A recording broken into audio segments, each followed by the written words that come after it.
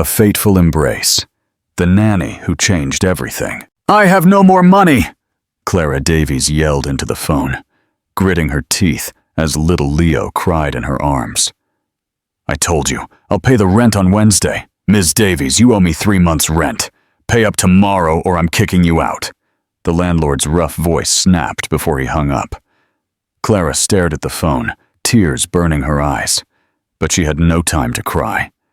Leo was still wailing from hunger, and she didn't even have enough for formula. She rushed to the dresser, tearing open every drawer, searching for coins. She found some under old papers, others in the pocket of a dirty jacket. She counted them twice, barely enough for diapers. "Quiet, my love," she whispered to Leo, though her voice trembled. "Mommy will find something." She left the apartment with the baby in her arms and walked the 6 blocks to the supermarket. In line, she counted the coins one more time. A man in an elegant suit waited behind her. Clara felt his gaze and grew nervous. When it was her turn, she placed the diapers on the counter. "That'll be $42, the cashier said, without looking up. Clara extended the coins with trembling hands. The cashier counted them slowly, as if annoyed. "You're $5 short." "What?" Clara counted again. "No, there's 42 here."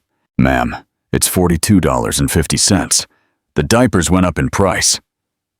The silence grew heavy. People behind her started to murmur.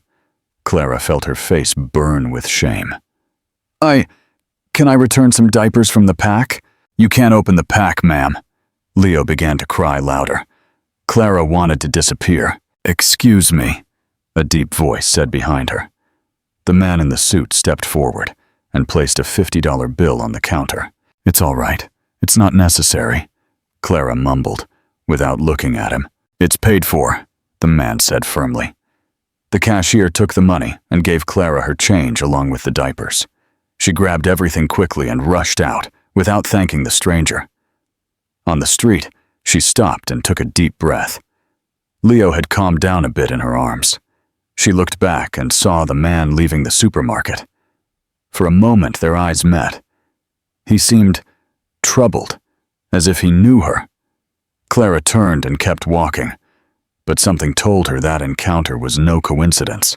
The man stood at the supermarket entrance, watching her walk away. In his hand, he held the receipt he'd picked up from the floor, where her name appeared, Clara Davies. His fingers squeezed the paper.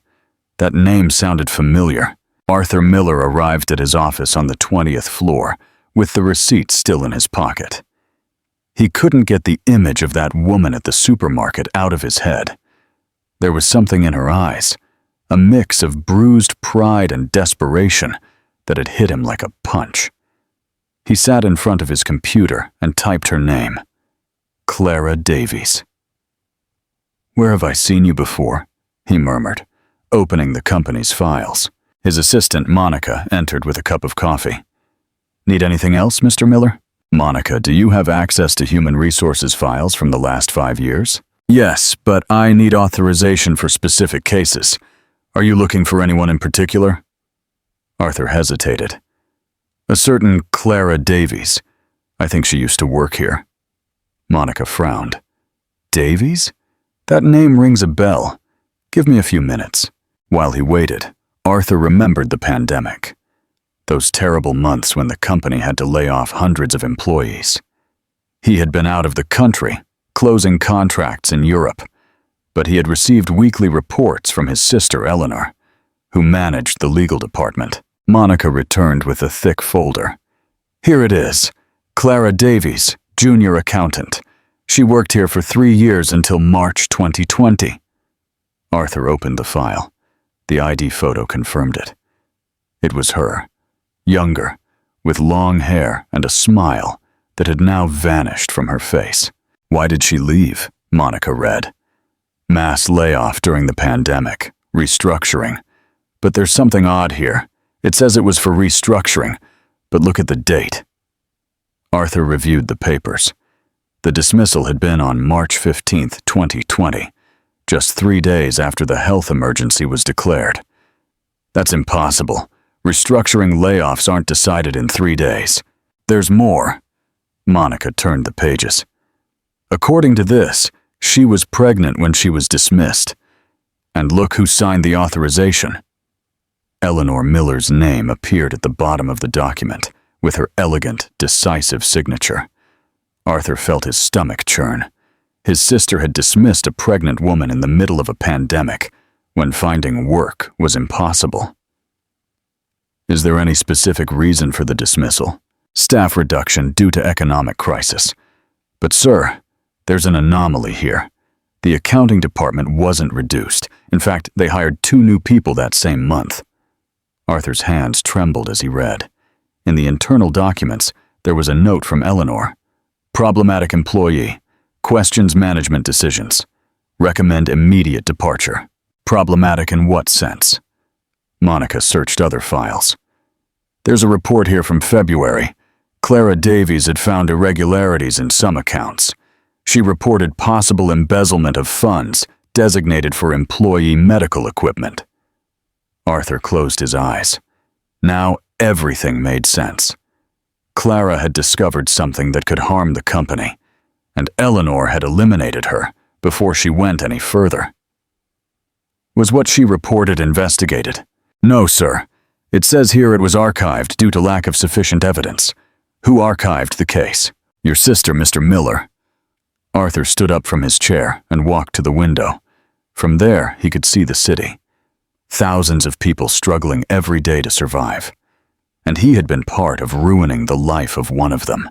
His phone rang. It was Eleanor. Arthur, how are you? Long time no talk. Eleanor, I need to ask you something. Do you remember an employee named Clara Davies? The silence on the other end was long. Why are you asking about her? Do you remember her or not? Vaguely. She was an accountant we laid off during the pandemic. Why is it important? I ran into her today. She's on the street, Eleanor, with a baby, selling artisanal chocolates to survive. Arthur, you can't save any all former employees. The company made difficult but necessary decisions. Necessary decisions or convenient decisions? I don't like your tone. Do you know she had reported irregularities before being dismissed?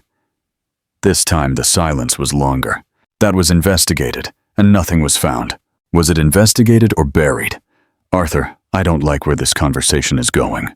I don't like it either, Eleanor. But I'm going to get to the bottom of this. He hung up without saying goodbye. Arthur looked out the window again. Somewhere in that city, Clara Davies was fighting to feed her son, unaware that the brother of the woman who had destroyed her life now knew the truth, and he was going to do something about it. Clara woke up at 5 in the morning, as she did every day. Leo was still sleeping in the used crib she'd bought for $50. She made weak coffee and counted the coins left from the previous day's sales. Barely $30. She bathed with cold water because they had no gas and woke Leo to feed him. The child had grown, but was still very small for his age. The pediatrician at the community clinic had told her he needed better nutrition, but how could she give it to him if she herself ate once a day? By 7, she was on the subway with a bag full of homemade chocolate truffles. She had learned to make them in her neighbor, Mrs. Henderson's kitchen, who lent her ingredients in exchange for half the profits. "Truffles! Delights! Homemade chocolates!" she called out as she walked between the subway cars. People looked at her with indifference, some with disdain, others with pity, but few bought anything. In 3 hours, she had sold barely $20 worth. In the Line 2 subway car, a man in a gray suit watched her from his seat. It was the same man who had helped her at the supermarket 3 days earlier. Clara recognized him, but pretended not to see him. "Excuse me," he said. Dead as she passed by. "How much are the truffles?" $5 each, sir." "I'll take 4, please." Clara handed him the chocolates, and he gave her a $50 bill. "I don't have change for that much." "Keep the change. They're very good." Clara looked at him strangely. It was the second time this man had given her extra money. "Why are you doing this?" Doing what? Helping me? You don't know me. Arthur looked down. He had rehearsed this conversation 100 times, but now he didn't know what to say. Sometimes you just need to do something good, don't you think? The subway stopped, and several passengers got on. Clara continued selling, but noticed the man didn't get off at her station. He followed her for 3 more stations. When she finished her route, he approached her again. Can I?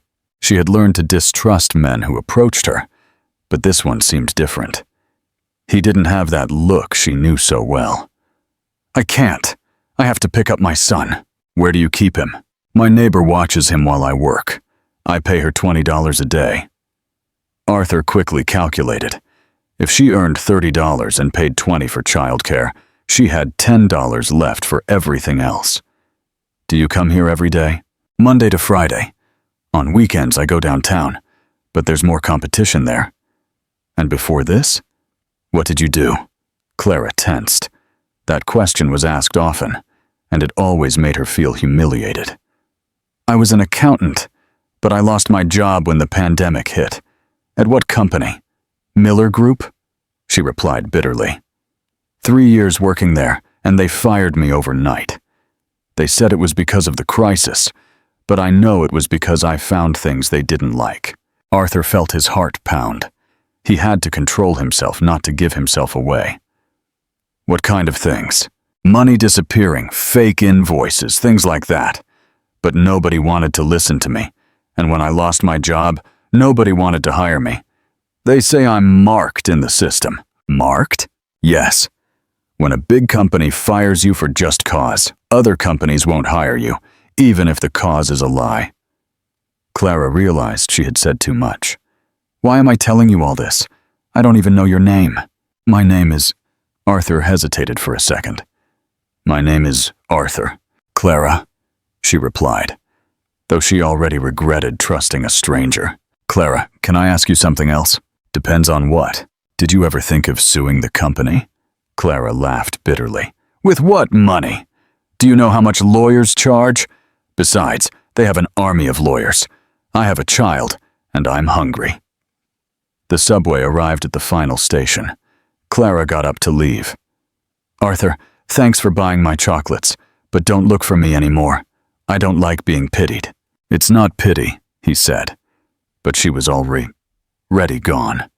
Arthur remained seated in the empty subway car, watching Clara walk away with her half-sold bag of chocolates. This woman had lost everything for doing the right thing, and he had been part of the system that had destroyed her. But now he was going to fix it. Clara was feeding Leo when she saw the news on Mrs. Henderson's television. A report on successful entrepreneurs showed several men in expensive suits posing for cameras. Arthur Miller, vice president of Miller Group, one of the country's most important companies, the reporter announced. Her food plate fell from her hands. It was him, the man who had bought her chocolates, the one who had pretended to be an ordinary passenger, the brother of the woman who had signed her dismissal. Are you all right, dear? Mrs. Henderson asked. Clara couldn't speak. She felt her blood boil. All this time, he knew who she was. He had been deceiving her, playing with her as if she were an idiot. You damned liar, she screamed, startling Leo. What's wrong, Clara? That man, I know him. He's from the company that fired me. Mrs. Henderson looked at her without understanding. The one on TV? Yes. And he's been making a fool of me for days. Clara picked up Leo and ran to her room. She searched through a shoebox for all her dismissal papers. There it was. Eleanor Miller, legal director. And below, in small letters, Miller Group, President Frederick Miller, Vice President Arthur Miller. Tears burned her eyes, but they weren't tears of sadness. They were tears of pure rage. She put on the best dress she had, a black dress she had worn for job interviews when she still had hope. She carried Leo and took the subway to the city center. The Miller Group building was a 20-story glass tower. Clara had never been to the main offices when she worked there. She had been in a small satellite office in the south of the city. "I'm here to see Arthur Miller," she told the security guard. "Do you have an appointment?" "I don't need an appointment. Tell him Clara Davies wants to speak with him, miss." "Mr. Miller does not receive visitors without an appointment." "Tell him I'm Clara Davies," she shouted, making several people turn to look. Leo started crying from his mother's shout. The guard grew nervous. All right, I'll call." 5 minutes later, the guard returned, looking surprised. "Mr. Miller will see you.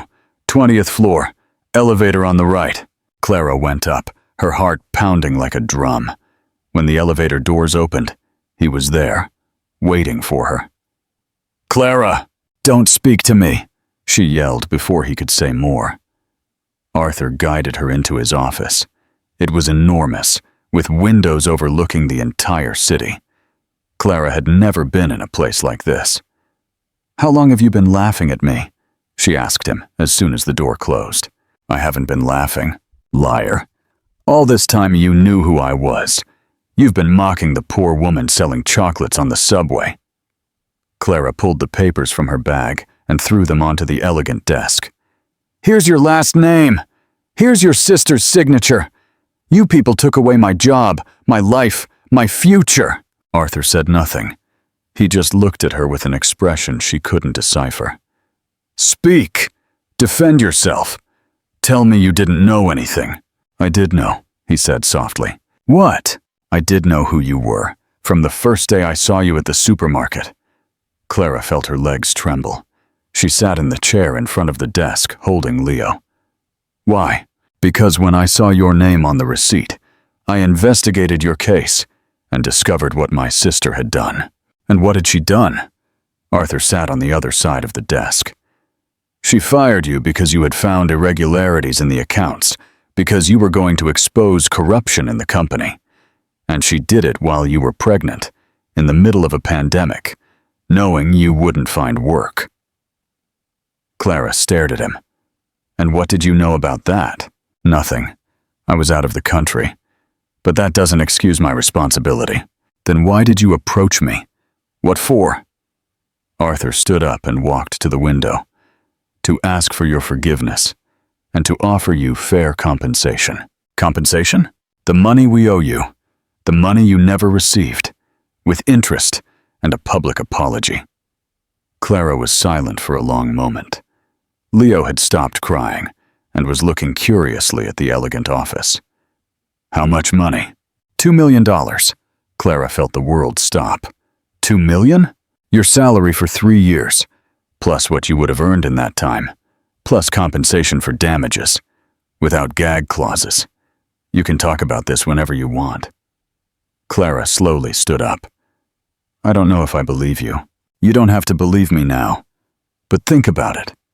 Clara walked towards the door. Then she stopped. "You know what hurts me the most?" "What?" "That for a moment I thought you were different. That there was someone in this world who approached me without wanting something in return."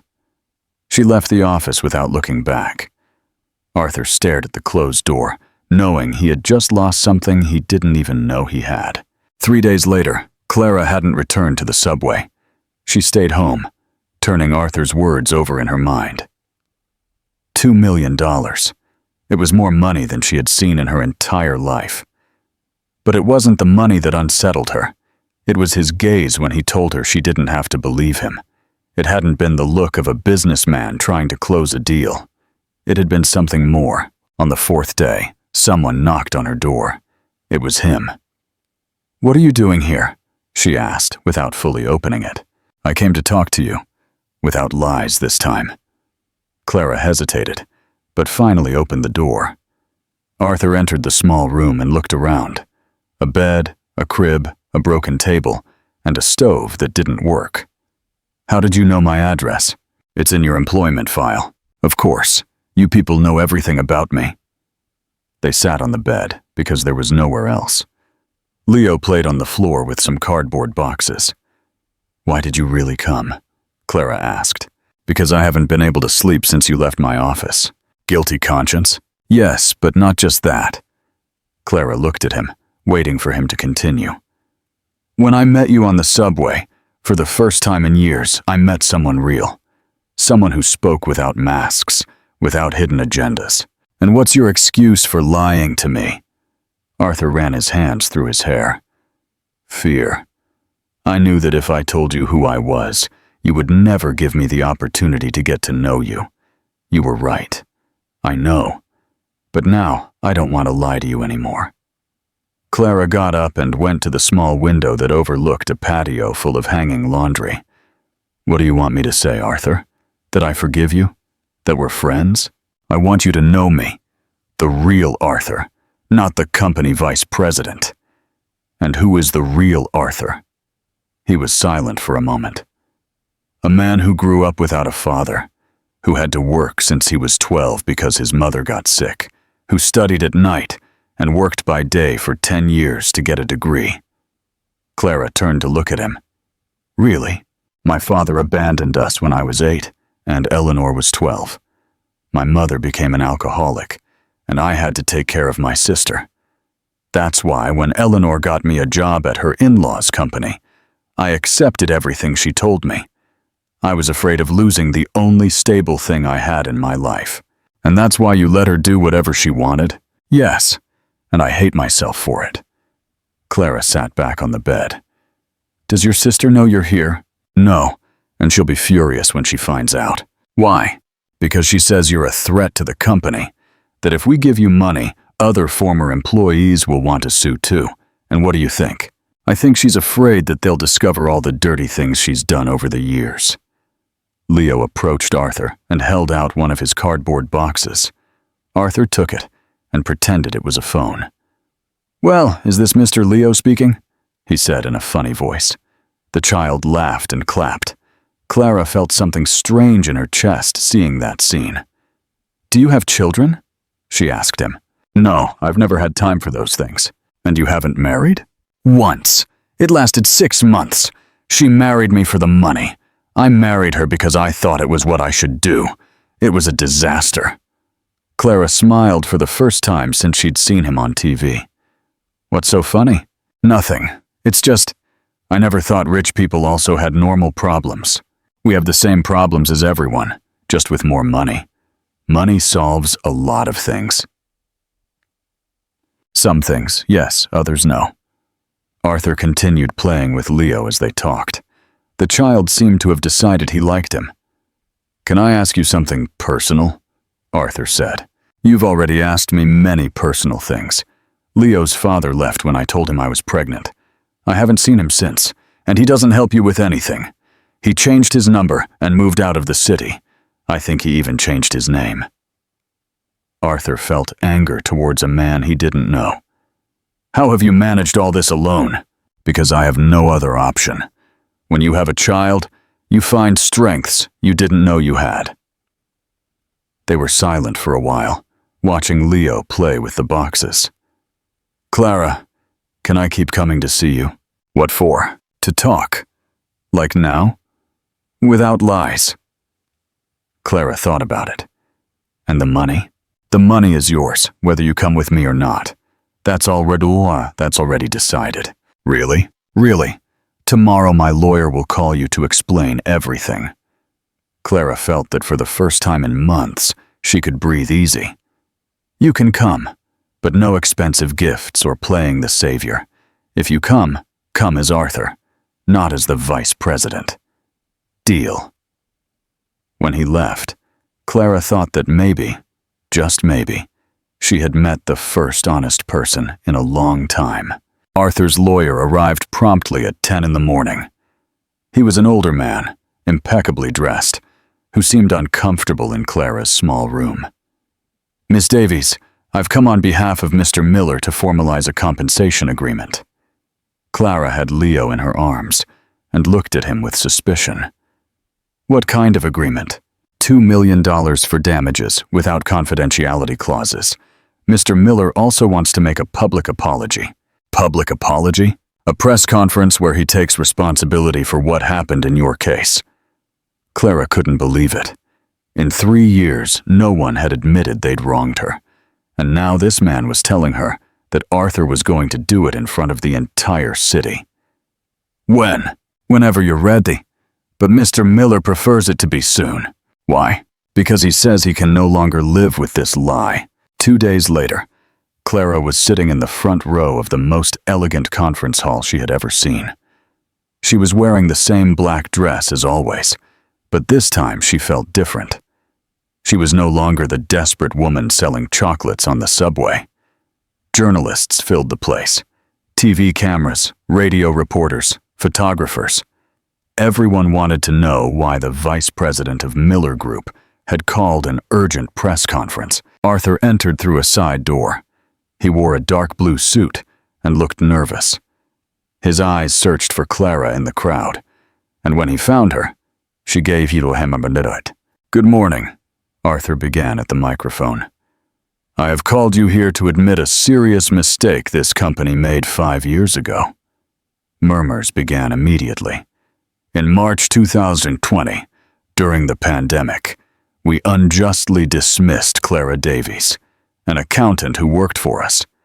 We dismissed her because she had discovered irregularities in our accounts, and because she had to report them." The cameras focused on Clara. She held her head high. "Ms. Davies was pregnant when we dismissed her. We knew she wouldn't find work in the middle of a pandemic. We knew we were condemning her to poverty, and we did it anyway." A journalist raised his hand. "Who authorized that dismissal?" "My sister, Eleanor Miller, who was then legal director. But the final responsibility is mine, as the company's vice president." "Where were you when this happened?" "In Europe, closing contracts.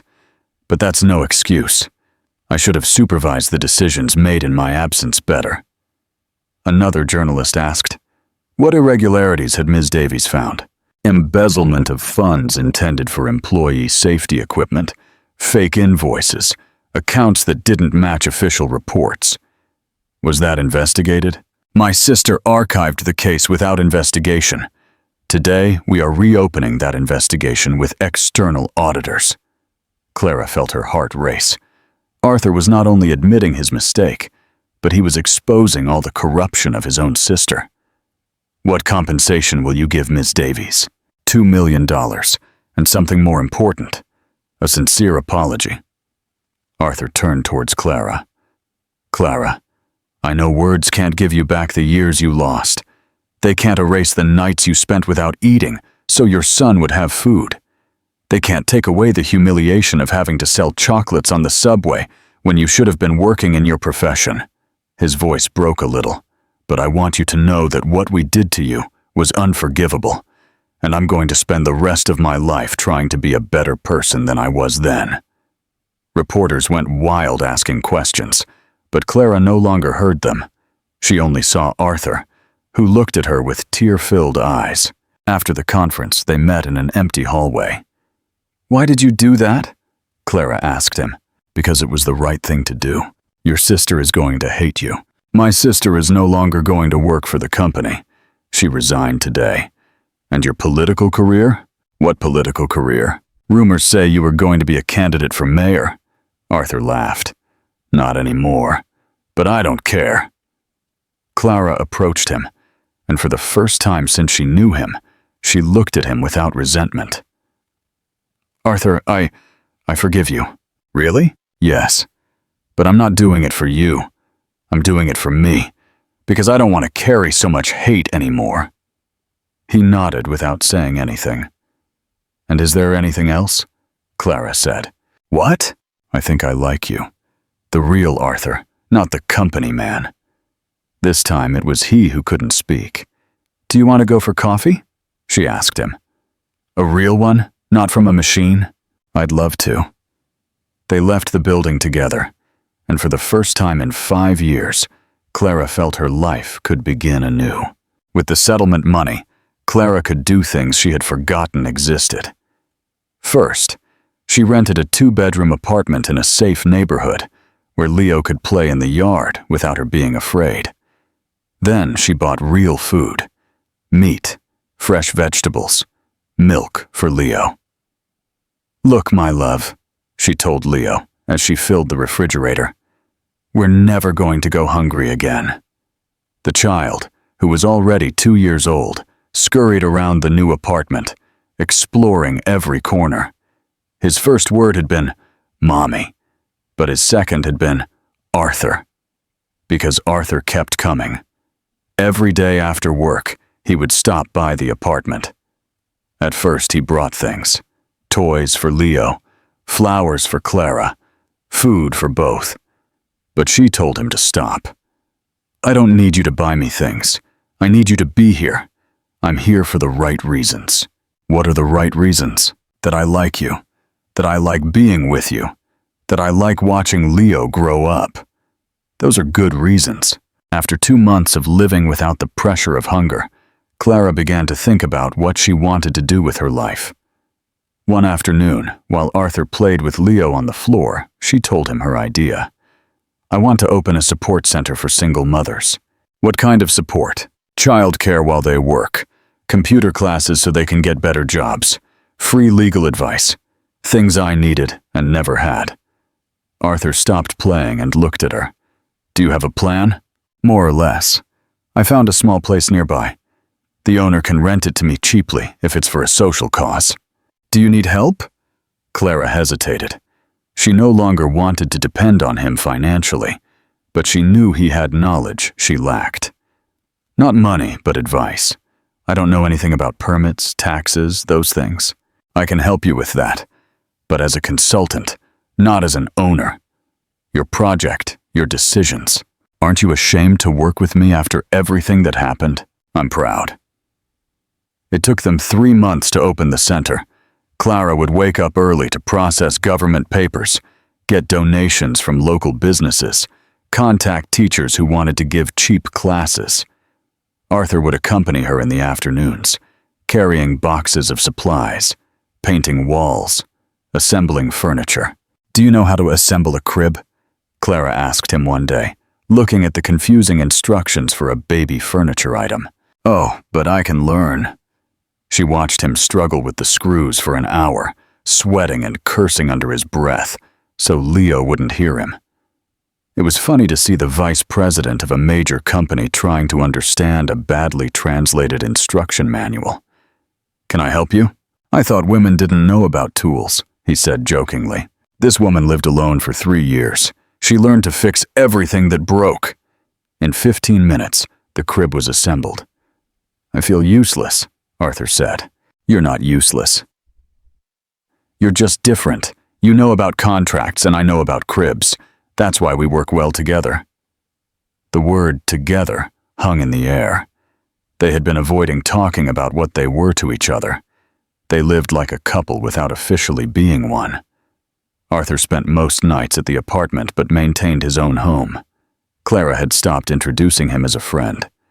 "Together?" he asked. "Together," she confirmed. And she kissed him for the first time since they had known each other. The center opened on a rainy Tuesday in November. Only 3 mothers arrived on the first day, but Clara was happy. One of them, Rose, had a story similar to hers. Fired during the pandemic, abandoned by the father of her children, living from informal jobs. "You really don't charge anything for watching my child while I go to work?" Rose asked, suspicious. "Nothing. You just have to commit to coming to the computer classes on Saturdays." "Why do you do this?" "Because someone should have done it for me when I needed it." In 6 months, the center had 20 families enrolled. Clara had hired 2 teachers and a psychologist. Arthur had left his family's company to dedicate himself to independent consulting, helping small businesses like Clara's center. "Don't you miss the big company?" Clara asked him one night while they were having dinner at home. "I miss the easy money, but I don't miss the feeling that my work is not doing any good." "And now you feel it does?" "Now I feel I do." Leo, who could already walk well, approached Arthur and extended his arms for him to pick him up. The child had decided that Arthur was part of his family, although no one had explained exactly what kind of part. "Arthur is my dad?" he asked one afternoon. Clara froze. They didn't know how to answer that question. "Arthur is Arthur," she finally said. "He's someone who loves us very much, And we love him very much too. Like a dad? Similar to a dad, but better? Clara looked at Arthur, whose eyes were filled with tears. Yes, she said. Better. A year after opening the center, Clara received a call she didn't expect. Ms. Davies, this is from the Daily Chronicle newspaper. We want to do a report on your support center. A report? Yes. We've heard you're doing incredible work with single mothers. We could come and interview you. Clara accepted, though she was nervous. She didn't like being the center of attention. But if that helped more mothers learn about the center, it was worth it. The reporter arrived on a Thursday afternoon. He was a young man who took photos of everything. The classrooms where computer classes were held, the play area where children were cared for, the small office where Clara gave basic legal advice. How did you come up with the idea to create this? He asked while recording. Because I lived it. I know what it feels like to be alone with a child, without a job, without help. No one should have to go through that. Is it true that Mr. Arthur Miller helped you create the center? Clara felt her stomach churn. She had expected that question, but still didn't know how to answer it. Arthur helped me with the legal procedures and administrative organization, but the idea and the work are mine. What do you think of a businessman like him becoming interested in a social project? I think people can change, and when they truly change, they show it with actions, not with words. The report came out a week later on the front page. The headline read, "From selling chocolates on the subway to helping hundreds of mothers, the story of Clara Davies." That day, 15 new mothers arrived at the center. The next day, 20 more. By the weekend, Clara had received calls from 3 international organizations that wanted to support her project. "We're going to run out of space," she told Arthur that night. "What do you want to do?" "I don't know. I never thought it would grow so fast. We can look for a bigger place." "With what money?" "The settlement money is almost gone." Arthur was silent for a moment. "I have money saved." "No, Arthur, we already talked about this. What if it wasn't a gift? What if it was an investment?" "How?" "I invest in expanding the center, but legally, as a minority partner. You remain the director and the decision maker, but I have a small stake." Clara thought about it.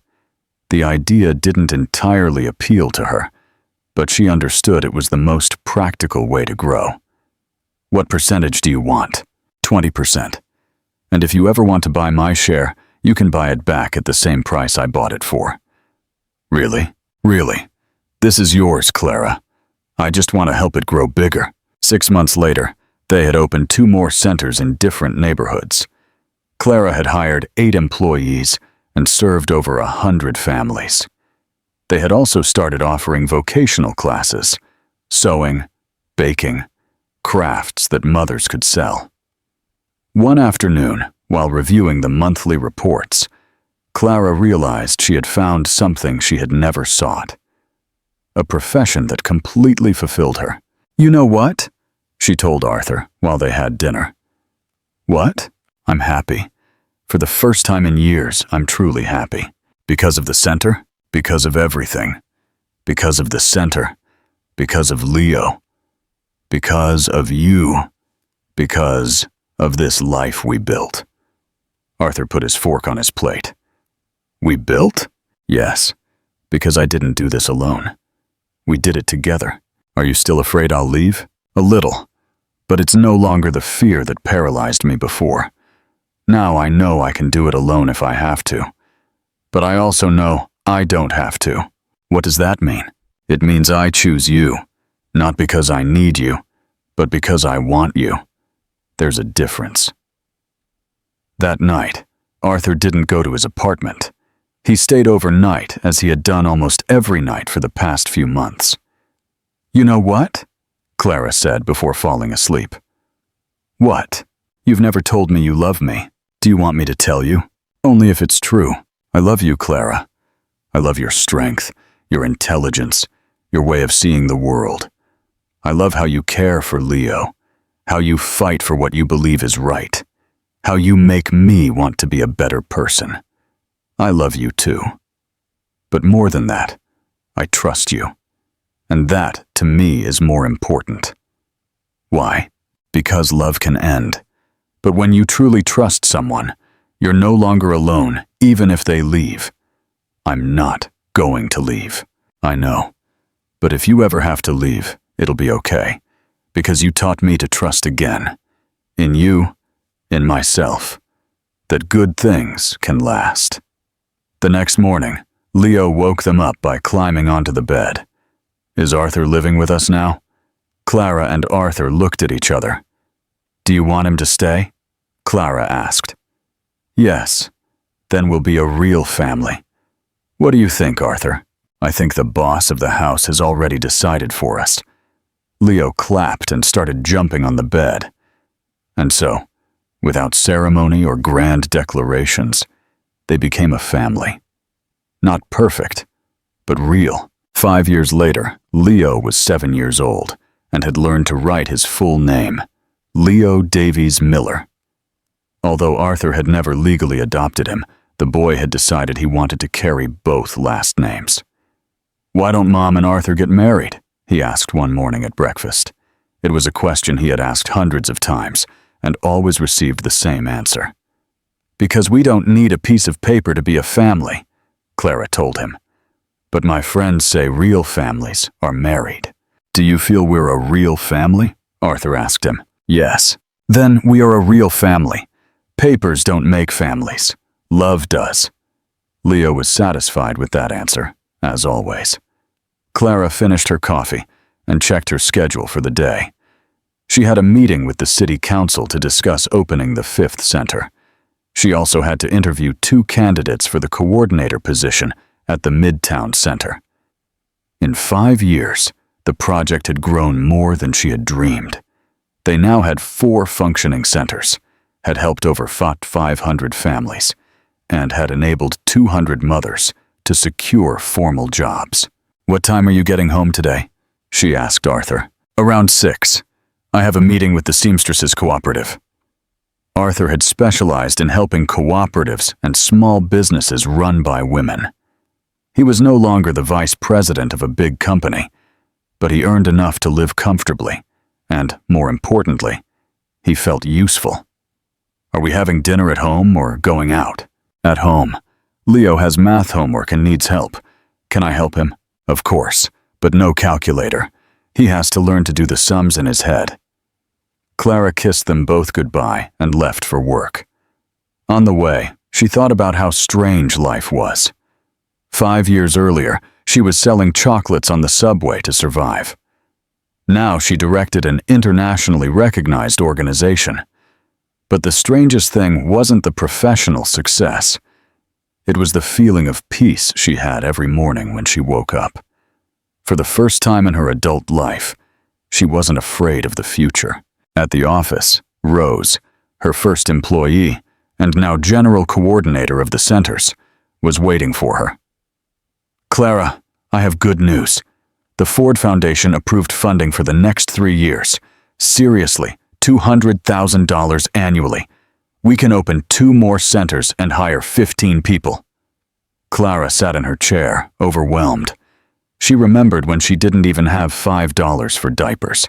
And now she managed budgets of millions. You know what's the craziest thing about all this? She told Rose. What? That it all started with the worst thing that had ever happened to me. If I hadn't been unjustly fired, I would never have created all of this. Do you regret forgiving Arthur? No. Forgiving him was the best thing I did. Not for him, but for me. How? Because when you truly forgive, you stop being a victim. And when you stop being a victim, you can start being the hero of your own story. That afternoon, Clara arrived home early and found Arthur helping Leo with his homework at the dining table. The child had grown a lot, but was still small for his age. The doctor said it was normal, that some children took longer to recover from early malnutrition. How was your meeting? She asked Arthur. Good. The ladies from the cooperative already sold all of the month's production. They're going to be able to give themselves a pay raise. And are you doing well financially with these small projects? I'm doing well enough, and it makes me feel like my work matters. Don't you miss the power, the expensive suits, the elegant offices? Arthur looked around. The apartment was still the same as always. 2 bedrooms, a small kitchen, simple furniture.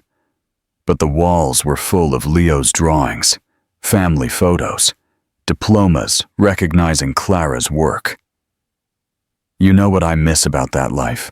What? Nothing. Absolutely nothing. After dinner, when Leo went to bed, Clara and Arthur sat on the sofa watching the news. "Can I ask you something?" Arthur said. "Always. Are you happy? Truly?" Clara leaned on his shoulder. "Happier than I thought it was possible to be. Even though we're not rich, we are rich. We have work we love, a healthy child, a home where we feel safe, and we have each other. And that's enough? It's more than enough. It's everything." Outside, it began to rain. Inside, Leo slept in his room, surrounded by books and toys.